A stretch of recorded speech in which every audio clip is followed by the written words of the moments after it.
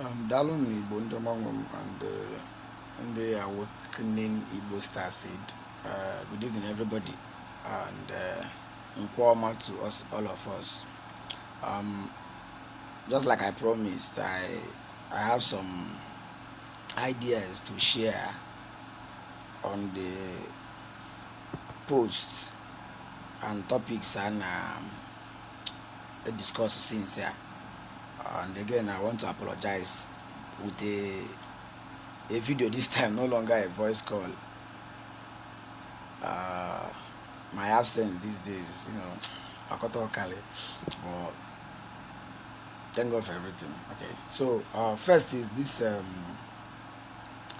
16th commandment of Odinana and omenanigbo. Yeah, I really thank the person that posted that. At least onye na-eme ihe ka onwe ebe ọ gbadoro ọkpa ịghọtago, ma ọ bụ onwe ebe onye nwa kwesịrị ike ịghọtago.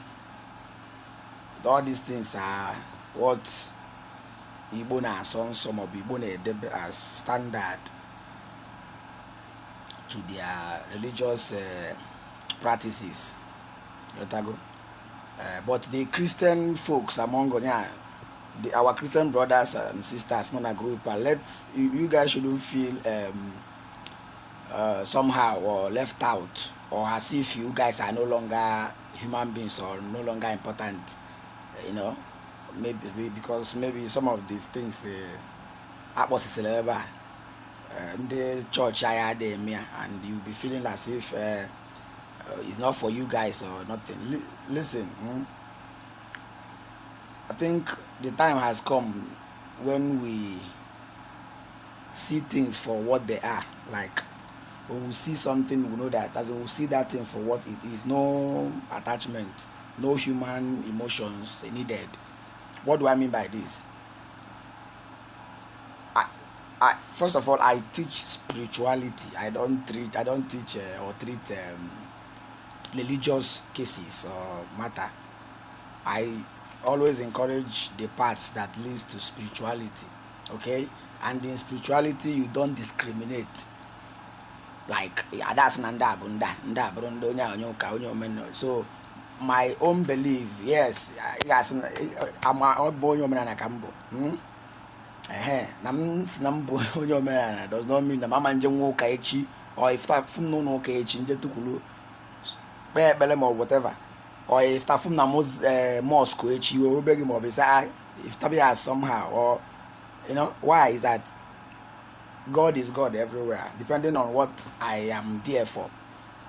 Okay? God is God generally, the whole world, the whole universe.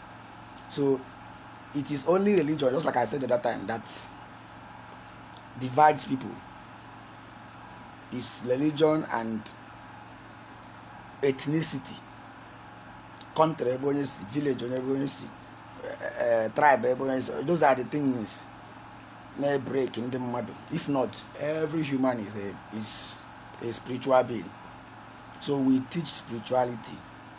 Why I'm making this clear is that if you're a spiritual being, I go say man acquire anything or I acquire anything, man deputize, I go try. Whether to be laws or rules or usoro eji eme anything or usoro ndị ji eme anything, anyị ekwesịgo, or those are spiritual should be well grounded with the fact that ha amaghị ebe eziokwu ya the natural truth dị n'ime ihe niile agụ or akọ, then marakwa ebe uche mmadụ ma ọ bụ uche ndị batara na ya when human attribute or human emotions bataba na ihe a. We should by now be able to do so to everything I know or I know, even in the social aspect, political aspect, and generally. I call these things one of the principles of life.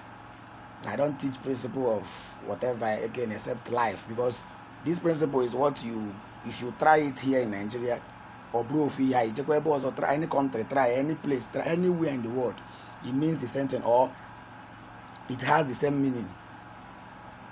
And those are the things that you can attribute to natural law. Ọ bụrụ na Igbo kpọọ iwu ana,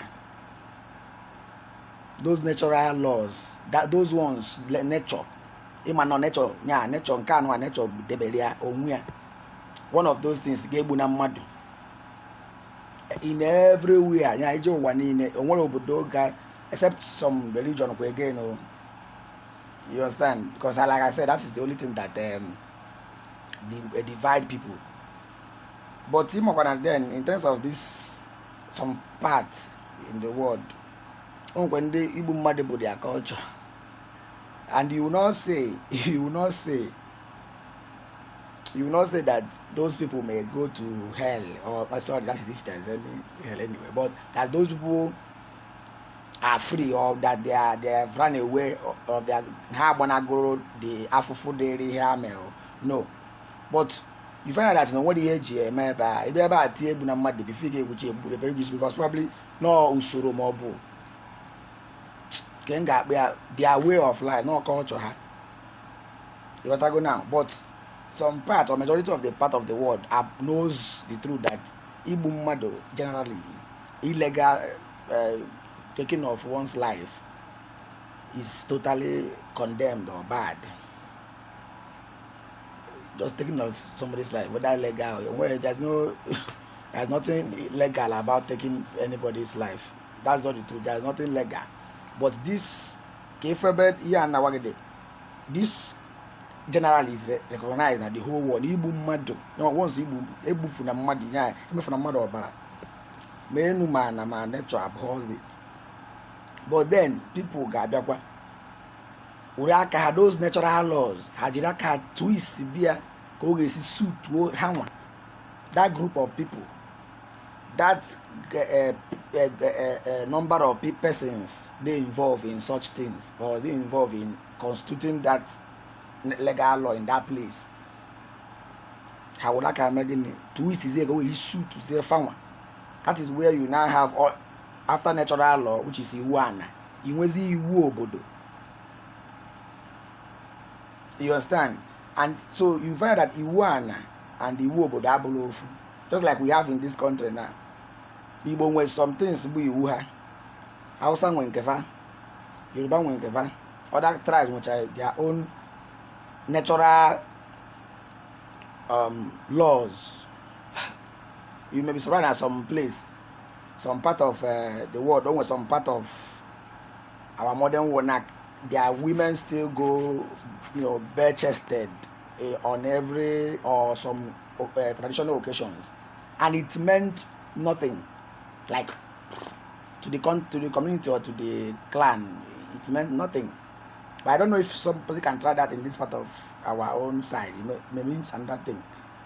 But these things now, that a woman goes bare-chested,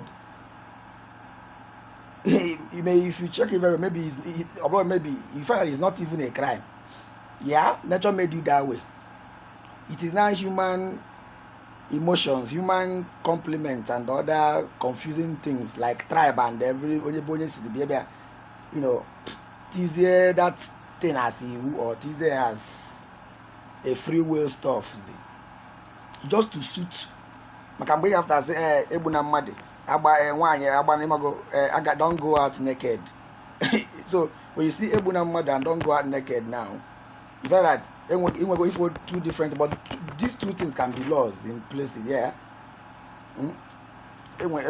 Just like they twisted ebuna mmadụ, so many countries or so many tribes now had another wider version of it, maybe from the pre-colonial administration, when the white men now gave us constitution.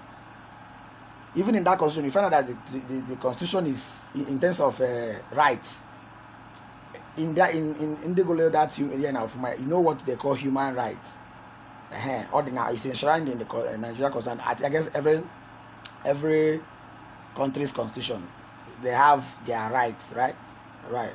The only thing that our own country, it's right in the book. We don't exercise it. That's by the way anyway. You find that in numbering or listing those rights, And whereby we are saying that the rights is divided into two, which is fundamental human rights and other rights. And with fundamental human rights, then we human rights. Human rights, part of human rights can be seen as the one the country jakaha teach them and kahe with the fundamental one, the one that has to do with nature. And this do not kill illegal taking offense. Illegal. It was illegal ways just to suit the people. I don't know if you get what I'm saying. Natural law states you shouldn't kill at all for any reason. Whenever you raise your hand forcefully or anyhowly to end another's life, you have sinned against the land. The land means nature. Okay? Some will not ask me how then or what then will happen. If you are interested, you may ask that. I may tell you how the thing got spoiled along the way. So now, right, like the right to life, right to free, right to choice of belief, right to work anyway. What I think also a right to ownership of land. Land right, but do not kill her. It's by nature. Do not what are those rights again? That is can go swag about the rod can mention about you if I knew. Like I will tell you from number one of that number one of this 16th commandment they post to thereby from number 1 to 8, yeah. From number 1 to 8 you can see iwu as in kind of nke iwu obodo here, or you can say iwu a particular belief or religion. You want as it has to do with nature. Yeah. Ndị nke a from 1 to 8, ndị nke ndị Igbo ndị ọdịnala azọ ndị omenala ga-asị na nke a bụ ihe onye ya it has a spiritual consequence. It is rooted in nature, with nature. That's why it sounds like that. And you want to if it resonates with you as natural stuff, you need to know as onye Igbo, onye omenala, because same are the spiritual meaning. But from after number 8, from number 8 self, do not have sexual intercourse with somebody's God and but I think from 1 to 7 made mention of some spiritual natural stuffs. Then from 8 down, do not has to do with particular people. Yeah? Particular people on ndị nya ebe ọ na-efta na say no you more na do not, but ndị ahụ people maybe for whatever reason the founders of that community or founders of that tribe or founders or the forefathers who have lived with time notice that thing particularly is a problem to their people, and they now enacted that law. Gauge they say that ibi onye ọbụla ị na-eto ito na ama ya as law na nwoke bụ onye omenala, nwoke bụ nwoke na Igbo ekwesịghị ijekwu nwaanyị nọ na nsọ na ọ na-emebi iwe. It's just a warning. If you, because just like we the Igbos, don't forget, we believe so much in spiritual growth. We believe in so much in spiritual enhancement. That's why we are so great. We are so connected with our Maker, and this thing didn't happen in days. It happens. It took time for people to now recognize some certain event as it was sitting in spiritual realm. Only may go research on that thing, not just verbal research, serious experience research. Well, man, onye ọbụla na sị na ya bụ onye omenala, first of all, in general, make sure na ịgbatara ọsọ na ọsọ enigwe anyị na-agba towards omenala side, that you get all, as in your ways are made pure, and you will be able to ascend into a greater being in the ancestral land. You know, if we got our own belief now, that onya ga-eme do to because these are the things nature with time have taught them. Nwoke amazi na ojiche na oji kwunara nwaanyị nọ na nsọ, whether ma nwunye onye ọzọ, ma n'oge enwerịrị ihe mgbu in spirit. Probably some things will stop working for him, or some of his powers will kind of go numb or go and sleep. So if you check what I'm saying, here I make it out, you check it, because then our ancestors are so like spiritual conscious. So when him, man, everything is everything to us. When him, man, we can be able to trace it fast, because we not share there too. We believe that if you are working with your God, everything should be smooth and neat to you or with you. If we are so, with time they were able to put put up with some of these laws. I know was one, and just like onye delia 16th or 16th commandment, you know, commandment of odinanigbo and omenanigbo. It differs from Igbo land, so that's why you say we should know when people's ideology batabana anything that has to do with spirituality. We should know when nature is talking and when some group of people are talking. That's for the Christian folks. Okay, so that we don't feel that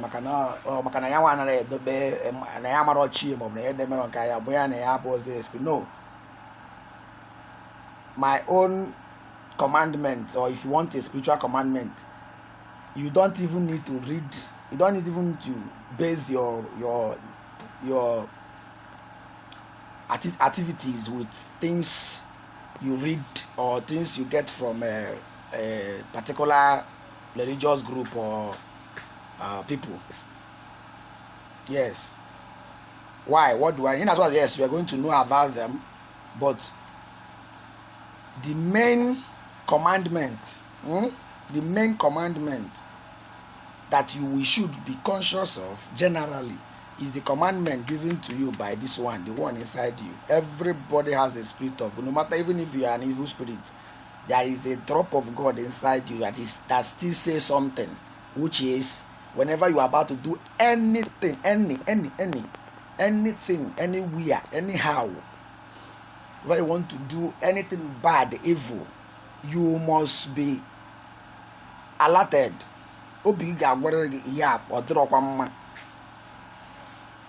Just like having read the Bible from Genesis to Revelation, yet you still do one or two and you don't feel anything about it. It's a lie. You said you felt something. You just choose to suppress it. Those things, our mind, our heart do remind us of whenever we are about to do something or when we are done doing it. No matter how you try to cover it with probably the societal norms or beliefs or religious norms or beliefs too. And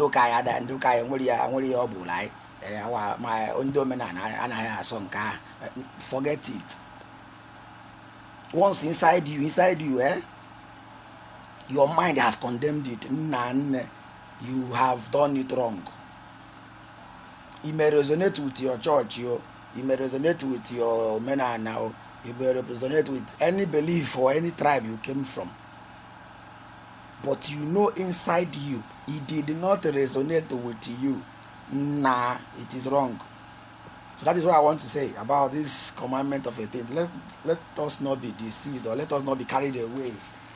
Why I'm saying this, that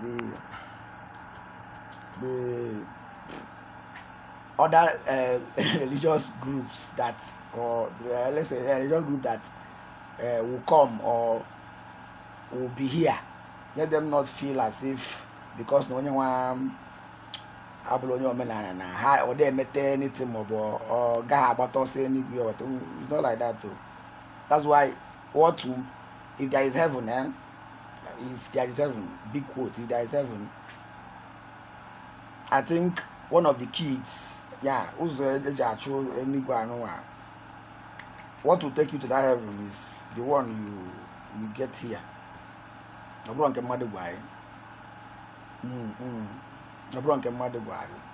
Ihe ga-eduga gị n'enigwe nke gị, your own paradise or heaven is this one. Nke agwa gị. That is why even in the other beliefs and other in Christian, I say the last day you appear on the last day you appear in the throne of God, in front of the throne of God, Abi, for judgment, Abi, and God will sit and judge everybody according to it. What type of waste of time is that? God always also got no to Quran and the last day. How many years could you judge I have? Waiting your TV, Kagwa email, borrow get tape, you watch and then you go with camera just the activity, Makandi Nasan actually card for us and then you go with camera. I will cover GH5 Loomis on Kekia or pocket Android Apple. May say a piano get pause like a film in an air. Mama game if my edit itself. Come on, me edit raw. Or the last day you watch it and see all the mess up, all the things you did wrong. It's like it's a lie, sorry. That thing it happen for movies. For our Nigerian movie. The thing is this, the pure truth, the science, the knowledge, the everything that has to do with a Christian aspect about their heaven and whatever. See, that God that will judge you is this one with you. This one, say, my friend, see, God is not. Man. Stop understanding God like that. God will help you.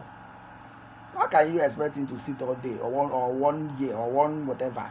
Not judge or he wants to be our judge. We must go time and does. Or saying it's not here, mad or each other. What in your car, I'm make Pasha one day, not a big go. One day, before you know it, in the rather, maybe one. Come on, anything is possible. And you don't expect God to ask you omnipotent to me. Say, yes, it is true, but do you think God was a still full? Well, come on, bro. Come on. It's not so. The God by your coming, your creation, everything about you, went from A to Z, everything, anywhere in every has been, it is living, it is inside you already. I know the final goods.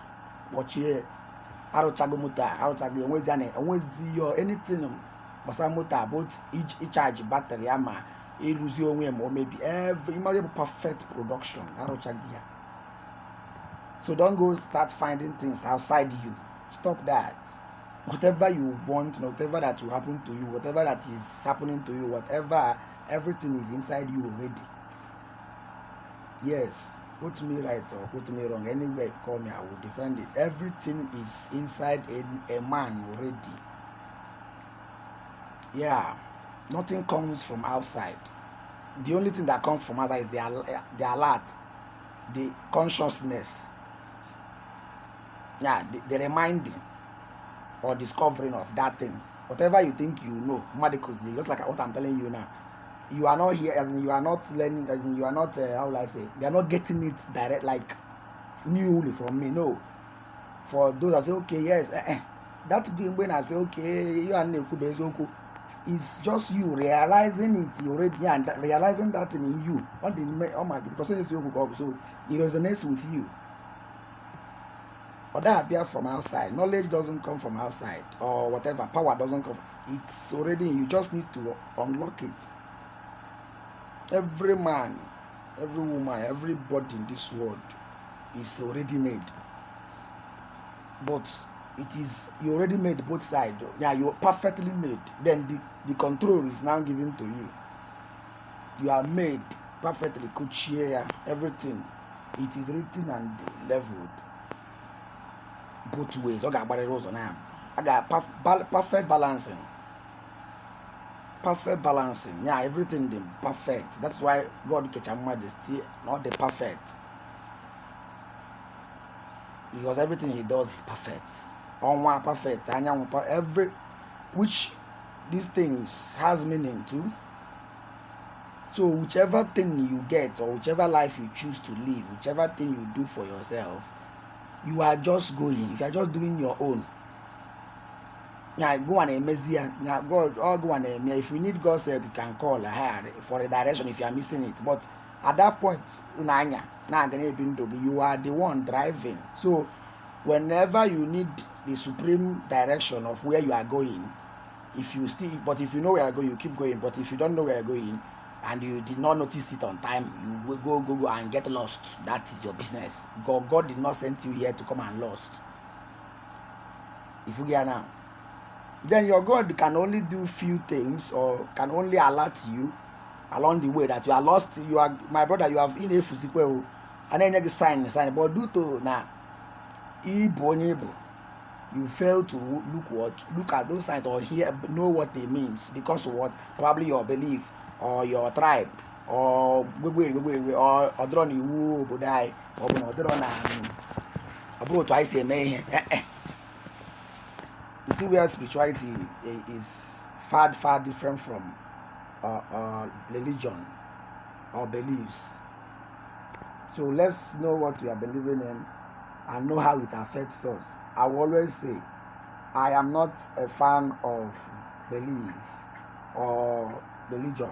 Rather, I am a fan and a practicer of spirituality. Thank you very much.